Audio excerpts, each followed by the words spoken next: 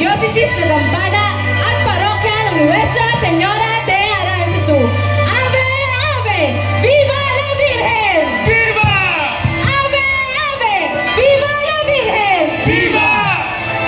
Ave, Ave! Viva la Virgen! Viva! Nagsimula ang debosyon sa mahal na Birhen ng Aranzazu matapos ang mahimalang pagkakatagpo ni Rodrigo de Balasategui sa imahe ng mahal na Birhen na nasa itaas ng tinikan sa kabundukan ng Alonia sa Oñate, Espanya. Lumaganap ang naturang debosyon sa iba't ibang bahagi ng daigdig hanggang sa makarating ito sa ating bansang Pilipinas, partikular sa bayan ng San Mateo sa lalawigan ng Rizal noong 1705 sa tulong ng mga paring Jesuita. Formal na itinanghal ang mahal na Birhen ng Aranzazu bilang patrona ng buong bayang San Mateo noong 1716.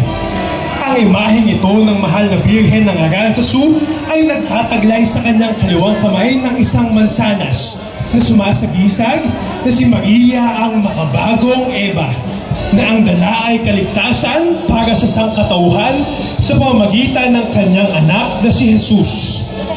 Nagawagan ng imahe ng Koronasyong Episkopal ng Diocese ng Antipolo noong taong 2013. At noong May 31, 2017, kinilala ng buong simbahang Katolika ang masidhing debosyon ng mga taga San Mateo sa kanilang patrona matapos itong gawagan ng Koronasyong Kanonikal sa utos ng kanyang kabanalan Papa Francisco.